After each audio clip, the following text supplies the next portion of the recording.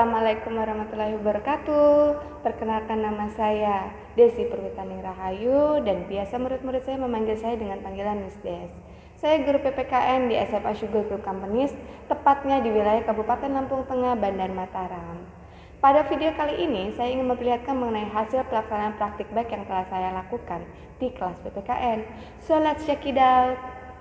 Pertama-tama yang saya lakukan adalah mengidentifikasi masalah. Ada beberapa masalah yang saya dapat saat mengajar khususnya di kelas PPKN, diantaranya yaitu: pertama, kurangnya motivasi dan kemandirian belajar siswa dalam mencari pengetahuan baru dari materi pelajaran yang sedang dipelajari. Kedua, kurangnya motivasi membaca siswa melalui buku atau internet. Ketiga, siswa lebih tertarik mencari sumber informasi melalui internet dibandingkan melalui buku. Keempat, siswa lebih cenderung malas menggunakan daya ingatnya untuk menghafal materi pelajaran. Kelima, siswa malas dalam mencatat penjelasan pelajaran yang disampaikan oleh guru dan lebih memilih untuk meminta PPT materi dari guru. Keenam, siswa belum dapat memanfaatkan teknologi internet dengan sangat maksimal sebagai sumber belajar dan mencari informasi baru guna meningkatkan wawasan mereka, terutama dalam pelajaran PPKN. Dan masalah selanjutnya berasal dari kondisi geografis SMA Sugar Group yang terletak di tengah perkebunan tebu, sehingga sinyal internet yang terkadang tidak stabil dan membuat akses internet menjadi terhambat, dan tidak semua anak memiliki akses internet yang memadai di rumah mereka. Dari hasil identifikasi masalah tersebut, saya mengambil masalah utama yang akan ditindaklanjuti, yaitu pemanfaatan teknologi internet untuk meningkatkan minat dan kemandirian belajar siswa pada pelajaran PPKN materi integrasi nasional. Untuk mencapai target yang diinginkan, beberapa langkah-langkah yang saya lakukan adalah sebagai berikut. Yang pertama, saya menyusun RPP guna pelaksanaan pembelajaran saya di kelas. Kedua, pemberian tugas terstruktur dengan menggunakan teknologi internet yang sangat dekat dengan kalangan pelajar abad 21 untuk menarik motivasi dan kemandirian siswa dalam belajar.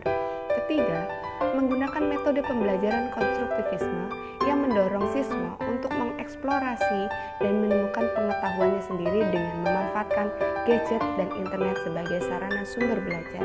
Keempat, melatih keaktifan murid dengan menggunakan metode belajar cari, baca, tulis, tanya agar siswa terbiasa mencari informasi baru yang diinginkan dan tidak hanya menunggu guru dalam memberikan pengetahuan baru.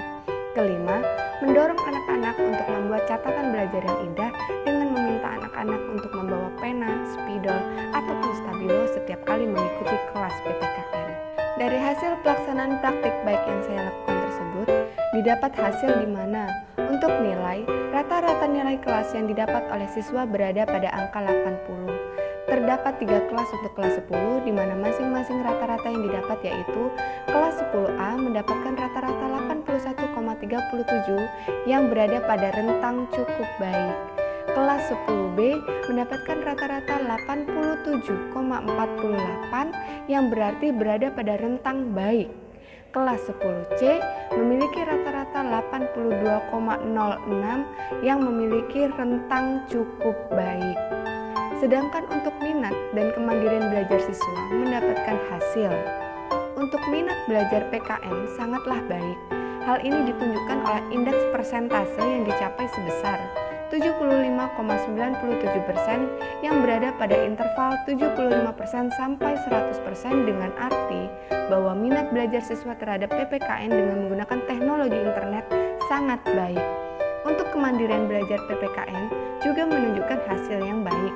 Hal ini ditunjukkan oleh indeks persentase yang dicapai sebesar 74,60% yang berada pada interval 50% sampai 74,99%, dengan arti bahwa kemandirian belajar siswa terhadap PPKN dengan menggunakan teknologi internet baik. Selain pencapaian tersebut, hal lain yang didapat dari penerapan praktik baik ini yaitu: 1. Pemanfaatan literasi digital sebagai sumber informasi lain siswa selain guru dan textbook. Kedua, mengurangi penggunaan kertas dengan menggunakan media Microsoft Office sebagai tempat pencatatan. Hal ini mengajarkan anak-anak untuk lebih aware terhadap keberlangsungan bumi, tempat di mana mereka tinggal, dengan menjaga keberlangsungan alam. Ketiga, mengajarkan kemampuan anak untuk dapat bekerja secara berkolaborasi. Keempat, proyek display yang dapat merangsang kreativitas dan inovasi siswa. Kelima, inovasi pembelajaran melalui teknologi informasi. Keenam, pengenalan dan pemanfaatan sumber referensi belajar lain selain buku dan guru. Ketujuh, secara tidak langsung kegiatan pembelajaran ini juga menerapkan pendekatan multimodal dalam proses pembelajaran. Pembelajaran multimodal pada prinsipnya menerapkan pendekatan pembelajaran yang secara komprehensif mempertimbangkan kondisi psikologis perkembangan anak, materi pelajaran sebagai objek, dan tujuan pembelajaran yang ingin dicapai. Secara teoritis, pembelajaran multimodal berupaya mengimplementasikan berbagai teori dan prinsip belajar yang telah ada, serta mengakomodasi potensi dan modalitas siswa dalam belajar. Menurut De Potter dan Hernaki, secara umum ada dua kategori utama dalam belajar, yaitu bagaimana kita menyerap informasi dengan mudah dan cara kita mengatur dan mengelola informasi tersebut. Gaya belajar tersebut kemudian dibedakan menjadi modalitas visual, auditorial, dan kinestetik. Dengan pendekatan multimodal, siswa dapat memilih sendiri objek pembelajaran atau representasi yang paling sesuai dengan preferensi modalnya berdasarkan gaya belajar mereka yang dominan. Kesimpulan dari pelaksanaan praktik baik ini yaitu 1. Metode yang sama terkadang tidak berjalan dengan hasil yang sama di semua kelas. Strategi pemecahan masalah ini dilakukan pada kelas 10 yang terdiri dari 3 kelas. Dari hasil percobaan, didapat hasil kelas 10B menunjukkan hasil yang baik, sedang kelas 10A dan 10C menunjukkan hasil cukup baik. Kedua, dibutuhkan strategi yang berbeda untuk masing-masing kelas karena setiap kelas memiliki karakteristik yang berbeda-beda.